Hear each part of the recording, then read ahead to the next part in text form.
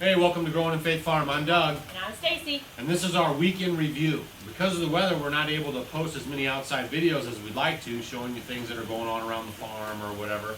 So Stacy and I decided today. Oh, do you hear that? Rain and thunder and lightning. So we decided we would just do a quick weekend review because we've had some just crazy things going on in this last week. So right off the bat, of course, rain, and more rain. Yesterday was kind of sunny. It was a decent day. But in the afternoon, it started clouding up. We went to bed last night and woke up to crazy thunder and lightning. Lightning right behind our house. It struck. And we got 3 inches of rain just last night to this morning. Now it's pouring. You can hear it. Listen. It's pouring outside. And I'm guaranteeing we're going to pick up another 3 to 4 inches just today, and it's only 12 o'clock on the first day of the week. And as it's pouring, I'm trying to make a zucchini lasagna because luckily our Amish neighbor had a lot of zucchini, since we don't have any zucchini here. So she lives just down the way, and she had some zucchini, so she gave me some, and I made a zucchini lasagna, and it's in the grill right now, waiting for it to stop raining so that maybe I can get it cooked real quick. Yeah, maybe. So, but the weird thing is, too, is just like she was talking about our Amish neighbor, they live about 15 miles away or something, 10 miles, and they haven't had as much rain as we've had. Then we have another YouTuber that lives about 18, 20 miles away, and they say they're watching our videos and they cannot even understand at all where this rain or where this hail and stuff that we're showing on our videos, where that's coming from, because they have had nothing like that at their place. Their vegetables, everything looks great. So we're a complete washout. I mean, we pretty much wrung our hands of it, and we're just waiting for everything to calm down so we can, kind of get moving. So you can hear the rain. It's lightning. It's thundering, and 3 inches just last night, and I guaranteed another 3-4 inches today. So now we're going to go on the weekend review. So what do you want to talk about for this last week? Well, what's happened? Earlier this week, after we shared the alpacas, we had a sick alpaca. Treated her holistically. She had heat exhaustion. I put blackstrap molasses in her feed and some salt. Yep. Helped her, and then she got kind of blocked up. So then we gave her, olive oil to help loosen her bowels. She's doing great. We kind of worked with her, and so that was good with that. I think we're going to contribute that mostly to dehydration because we pinned them up to keep them in one area, and she was the only one really that maybe not having enough water or just the hot of it, and then shearing them off, regulating her heat and everything. So she's doing really good now. She's walking around fine. Definitely the heat. So she's good to go. We have gotten rid of some alpacas. We have one lady coming up at the end of the week to get 3 more, and we've gotten rid of 6 of them. Is it 5? 6. And so now we've got the herd down, probably a little more manageable for us, and so that's good news. But the other part of that is we have like 15 more bags of fiber to get rid of. So if you're a spinner and or someone who spins and you want to. There's no sound effects here. This is all legit. But if you're a spinner, if you know somebody who spins, we still have plenty of fiber, and we'd like to help move that along to help us with the water project. Okay, so were there some injuries? Did you have some injuries? Oh, yes. On the farm, injuries can occur. We were getting straw, and so Doug was out in the back of the truck, and then he was in the second story part of the barn. It was at our Amish buddy has some straw that he puts up, so we went over there to get it, and it's a typical big red 2-story barn, and it has like this little window just big enough to squeeze a bale out of, a square bale. And she asked me, "Do you want me to help you?" And I said, "Sure." But I normally probably say no, and then I always help you. I know, but on that kind of stuff, I usually don't. But for some reason, I just felt like she wanted to help. Oh, stop I it. did. You did. You were like, "You want me to help?" And I was like, I fought with it for a second. I said, "Well, sure." So she gets in the back of the truck, and I'm up there, and I grab a hay bale, and I walk over. It's insulated up there. It's all second story where they keep all the hay and straw. And then I get to the window, and I put the hay bale right inside the window, the straw bale. And I said, "Okay, I'm throwing it out, and when you hear this noise," and I made a noise, I said, "That means it's coming." And I didn't hear anything. Well, I said it before. He didn't hear me. I said, "Don't throw it out. I'm in the back of the truck," but he never heard that part. Yeah, so I waited a second and chucked it out. Yeah.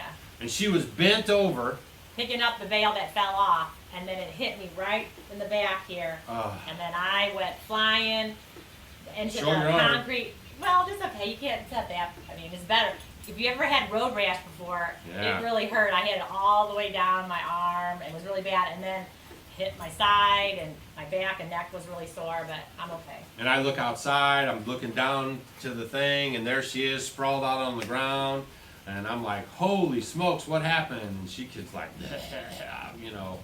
It knocks you out. She was so be careful on the farm. Right. If you're throwing hay or anything, I mean, if you're around the animals, you know, you get comfortable doing these things and you forget. I mean, and accidents do occur, you know, tractors or anything. So just always be aware of what's going on. If you're in good shape, you can take that kind of hit, and you know, she bounced back pretty quick. No, yeah, if I wouldn't have been in good shape, it would have been bad so, news. you know. That's, you know, hey, it's always something on the farm. So, okay, so that happened. Then, because of the lack of sun and the gloomy weather, so homesteading also brings a certain level of, how would I say it?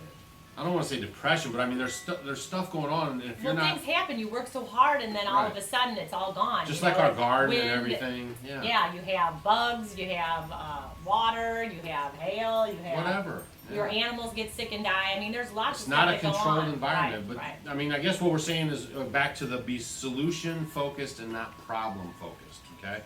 Because depression can overtake you, all right? Especially if you're not rooted... you know, possibly in their scriptures, or you know,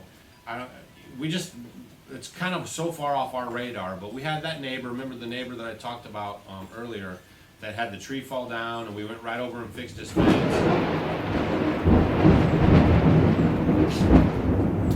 And he said we could have the firewood. So, you know, there were signs there that he was having a hard time. A lot of other issues going on. But basically, I think what pushed him over the edge. He basically committed suicide. But what pushed him over the edge too, I believe, is the rain and the doominess and gloominess around here. He just lives on the next corner. So we had that going on. So if if you are ever thinking like that, please get some help. I mean, there were signs. He was making comments. He went over to our Amish buddy's friend, the guy I fence with. He went over to his house and committed suicide in the back of one of his barns, you know, and so some Amish kids found him. But, you know, suicide is never the answer to anything. I mean, he basically accomplished nothing. All the problems are still over there. They're just going to deal with them. And it's just, you know, I don't know, like I said, so far off our radar, but please, if you're having these bouts of depression, or if you're homesteading, or even living in the city or whatever, just know life is precious, and there's never any reason to do that, okay? No reason at all. So then right after that happens, we've been having this rain and rain and rain, and that same Amish fellow, Noah, he has a creek runs right through the front of his property, okay? I mean, there's times where we went to his house last year and the year before where the water was from he has like this dip down like this, and then it kind of goes to his lane. But there was so much water there, it was almost all the way out to the road. You couldn't even go to his house. You had to go down on this back 40 and then come around the other way, and you could only do that by walking. So we've had this rain and rain, so he's had these washouts, and then it kind of goes down after a while. One of the Amish kids, there was some water over the little concrete bridge thing he's got, decided he was going to go for it. Take the buggy to his house. Yeah, to get chicken feed. And that horse got swept off that concrete. This is at the same house where the neighbor did that thing just a couple days later. 2 days later? I think 2 days later. And that horse swept off of there and into the creek. The buggy broke into a bazillion pieces. They said the kid almost died right there on the spot. The horse did. The horse did die right there. They pulled him out of the creek, I guess, was it yesterday or the day before? Friday. So today's Sunday, first day of the week. It's just totally nuts. So, you know, water, when they talk about flash flooding or you see some running water, I mean, you know, be careful. Be careful. Because easily can take your life. You know, and it's so funny is parents are so concerned with their children about going places and things.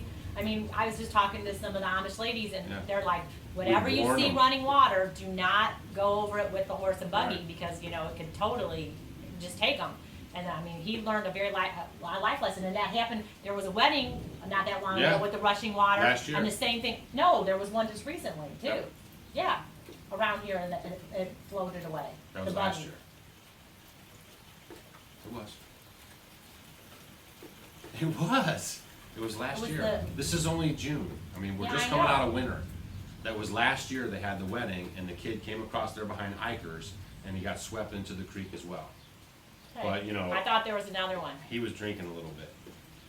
That happens a lot, but her point was that the Amish lady that she was talking to says they always warn the kids not to cross over the creeks, you know, bridges if there's water on the bridge.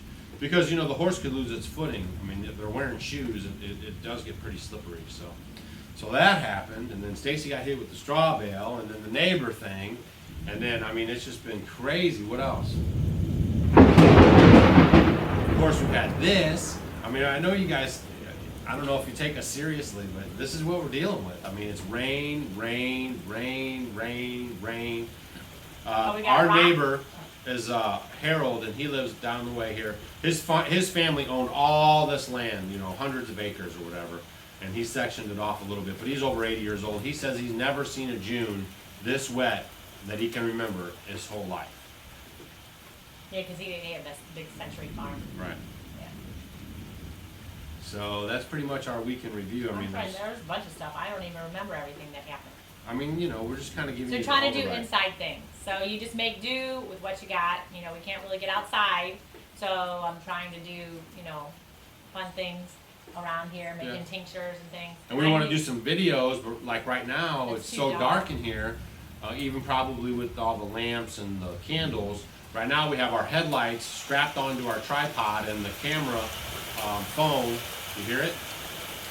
The phone has a light on it, so we have 3 lights shining at us just so we could try to help put this video up for you so you can kind of know what's going on with us. So. But I mean, even the animals are sick of it, and that's Right. the other thing. With even the alpacas and the sheep, I mean, they don't even want to have anything to do. They don't even want to go in their house because it's wet. So we put new straw in there, and so even when it was kind of sunny yesterday, Yeah. the animals were staying in their house because it was like something dry to put their feet on, as opposed to going out Right. in the squishiness. So the animals don't like it. And that's one thing you have to watch too on the homestead is Oh, the foot bees. rot. What about the bees? The bees are wet. They were kind of clumped together this morning on the front of the hive, one of them. You know, they don't have any pollen to get because, you know, it takes a couple days after a rain to get pollen reestablished. So what happens is if when it rains consistently over and over and over, you might think, man, that's great. You know, all the flowers are growing. But what it does is it strips all the pollen, and then the bees have a harder time finding food. So, and they say right now in the state of Missouri that only 23% of the soybean crops have been planted. So, I mean, you know, that's going to affect feed prices. Not that we use soybean-based feed prices, but a lot of people do. And it's going to affect food prices probably.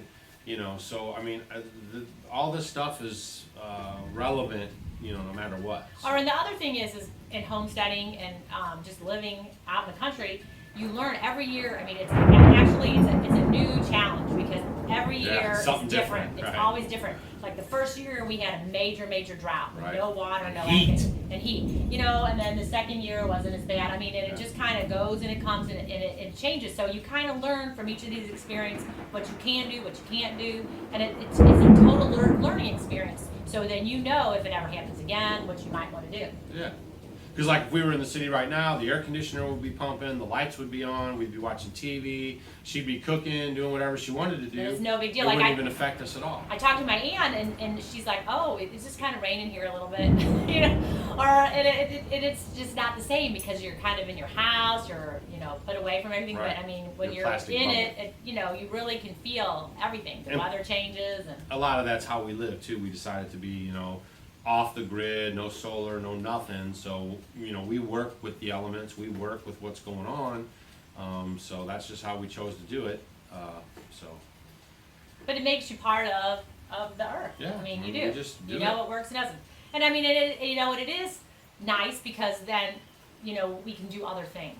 Yeah. Like I didn't finish shucking, what do you call it? I don't even know. Your popcorn. Yeah, sure. I need to do the rest of the popcorn. I mean, there's a lot of little things that I could do right now in this time, and I will, organize some of my seeds a little bit better, and doing a lot of work around here in the house.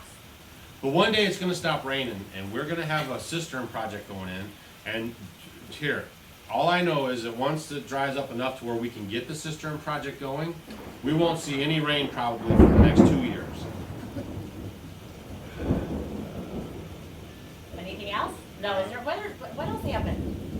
Can you think of About anything it, else? really. I mean, my mom had knee surgery, and Oh. she's a big mess from that. Yeah. Cut and slice and dice. She's doing well, in case you're wondering. She's just in a lot of pain. Your therapy. I have my friend Brian down in St. Louis. He tripped over his oxygen cord, fractured one of his ribs. It's just been crazy. Just this information that we're getting from outside the homestead, from inside the homestead, the general neighborhood around here. It's just been kind of crazy. So that's it. We got some cats disappeared. Some cats are still here. We haven't been able to butcher our fryers because of the weather. So we're trying to hang on with them, but they're almost turkey size. So we need to, get that done pretty soon. We're either way, we're going to get them done pretty soon because it just has to be done. You know what I mean? So we haven't lost any birds. All birds are still accounted for, but they are huge. So we got to get that. These would be the biggest fires we've ever had. Yeah. One time we did have one. We had one. We had gotten it from Noah. Yeah. He had 2 of them. They were huge. They were bigger than a turkey. And basically the one that we were getting ready to do, as we were stringing it up, it had a heart attack, and we got it Because it was so big it couldn't even walk. processed just in time from having a heart attack. So that does happen with the fryer birds. In the heat. Yeah. They have leg problems after they get too big. So, well, that's it. We're checking in. We're letting you know what's going on. We keep it raw. We keep it real. None of that poofy, fun, sun, charade type stuff. Here at Growing Faith Farm, we're just going to give it to you. Successes, failures, raw, and truthful. So that's all we know. Until we meet again, I'm Doug. I'm Stacy. And thanks for watching. That was fine, wasn't it? You don't like it? Huh? I didn't like it. Why?